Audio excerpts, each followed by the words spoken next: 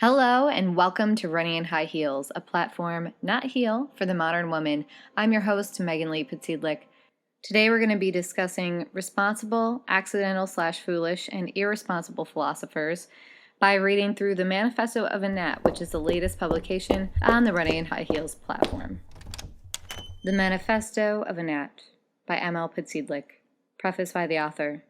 I set out to write a piece about irresponsible thought leadership, philosophers, orators, etc., and behold, a manifesto. In a world so confused that up might as well be down and right might as well be left, I do not wish to confuse any reader. This manifesto is hot garbage. Think of it as an ode to self that is purposefully filled with trite and egotistical exaggerations. The most irritating gnat is a lovely genus that produces a cacophony of self-righteous philosophizing that brings about more confusion than clarity. That is the voice of this manifesto. Responsible, accidental/foolish, and irresponsible philosophers. Allow me the privilege of breaking this down a bit further before diving right in, as I don't find every irresponsible philosophical rabbit hole completely useless. This manifesto is satire and is meant to be taken lightly. It is written in jest and is meant to expose a lie. This lie is an egotistical lie that shows up in human communication. In exposing it, I hope it helps readers to identify it within all human communication, including their own. But there is no reason to throw poorly expressed philosophy into a blazing dumpster fire. The ego is a tricky thing. It gets in the way of truth and brilliance by claiming victory with obnoxiously elaborate and dense hot air. Alas, all can be used for good, and I quite appreciate a labyrinth. Perhaps wisdom can be found on the other side. Perhaps in the mess of confusion, one can find humility. Personally, I like to break down different philosophical approaches into three types. 1. Responsible philosophers. 2. Accidental/foolish philosophers. And 3. Irresponsible philosophers. Responsible philosophers. The responsible philosopher reminds me a lot of an abstract artist who never reveals the intention or meaning behind their work. This artist is inviting those who consume their work to find the meaning within themselves. Just as this kind of artist evokes thought without forcing a defined perception, so does a responsible philosopher. The responsible philosopher brings forth thought while doing his or her best to not ignite bias or cause an imbalance. This type of philosopher invites you to the table regardless of your understanding. Their writings don't imply condescension. In fact, this kind of philosopher would blame themselves if confusion was the sum of their life's work. They know that the truth is simple. It's getting to it that is difficult. Accidental/foolish philosopher. This type of philosopher usually isn't even trying to be a philosopher. This type of philosopher is merely being totally transparent with their human experience and allowing others in on the journey. They will not be trying to convince their audience of the merit behind their limited understanding. No, instead, this type of philosopher will just invite you to walk around their circle of hell with them. The reason I still consider this as philosophy at all is because much can be learned from their transparency. Irresponsible philosopher. Ah yes, what we've been waiting for, the irresponsible philosopher. You can tell this type because they spend a majority of their time being condescending, snarky, and egotistical. No wise man wants to hoard his wisdom. Wouldn't the world be more tranquil with more wisdom? Well, that doesn't seem to be the objective of the irresponsible philosopher. Most irresponsible philosophers are only irresponsible because they are not willing to show their weaknesses. In their philosophizing, they tend to divert away from their lack of understanding, not by posing a question or expressing their short-sightedness, which helps the audience to grow by posing the same questions to themselves, but by trying to A, convince their audience of how their way of thinking and the turmoil that comes with it is correct/superior, or by B, confusing their audience with dense academic language and or using circular speech patterns that are difficult to navigate.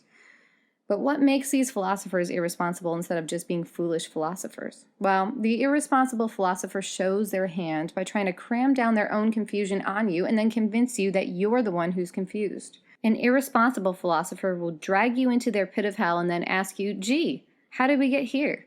An irresponsible philosopher knows what they're doing. A foolish one does not. Foolish philosophers genuinely seek understanding while navigating the particular conundrums that torment them and invite you as a co-pilot on their journey. An irresponsible philosopher will drag you into their torment and then blame your confusion on your lack of understanding, intelligence, wisdom, etc., and then proceed to give you an answer to a question that you didn't even ask in the first place. It's a bait-and-switch method that is more easily spotted when you know what to look for. A responsible philosopher will stir the mind in a way that may or may not create internal dissonance, but the aim is to facilitate growth within oneself. An irresponsible philosopher purposely triggers emotions to get a rise out of their audience, draws them in, and then uses that position to refocus their audience on an idea that they want to propose and possibly purpose, instead of leaving the space for an individual to grow within themselves. Luckily, you can still find wisdom by exploring this kind of agitating communication, but it is a dangerous labyrinth. Irresponsible philosophizing is an ode to self more than an attempt to help. Their philosophy is more like the manifesto of a gnat. The manifesto of a gnat. What is real and what is not real? Is not perception reality? Oh yes, I am but a wee gnat, but I can be as loud as a train engine in your ear. Do you hear me? I'm basically in your head already, humming in the symphony of every thought that comes across your mind. Now you see the world as I see it. I've infiltrated your lens and we can now share a reality. Isn't that what reality is? An agreed upon perception of the world? That must be truth, right? Our agreement makes it so. Ugh, stop asking about truth. Pick a less annoying question and I will take you deep into the abyss. How much louder do I have to buzz in your ear to make you realize that I am here and I am your reality? Hey, stop swatting at me. Don't you realize how silly you're being, ignoring reality? I am here and I am reality, and I have 100 more questions you must find the answers to before you can even consider yourself wise, intelligent, or worthy. It is obvious that you are weak and need my guidance. Look how often you allow me to change your mind. What would you be without me? I bring you to deep places you've never gone before. I help you think thoughts you'd never think without me. You need me. This world is an endless abyss of mystery. How can you see that without me revealing it to you? Confusion is the way in which you can measure clarity, is it not? Stop trying to ignore that fact. Can you understand clarity if you have not first been lost in the clouds of confusion? Let me show you the way. Let me take you into the fog. Ugh, stop swatting at me. Perhaps I'll just come back in the form of something more threatening next time. Something that grabs your attention. Something that you'll take more seriously. Yes, that's what I'll do, since you don't recognize the gravity of this situation, the superiority of this knowledge, or the unworthiness of your status. Yes, fear always demands focus. A threatening foe commands immediate respect. Yes, I'll return as something that will make you realize the mistake you're making by ignoring me. Yes, perhaps I'll return as a snake. Bzzz. That concludes today's episode on Running in High Heels podcast and publication. If you enjoyed today's episode, please let us know. Follow us on Instagram at RHH Podcast. We're also Running in High Heels Podcast on Facebook. We are also open to contributors, so if you'd like to contribute to the podcast or the publication, please email us at rhhpodcast@gmail.com. Besides that, keep living your beautiful life while running in high heels.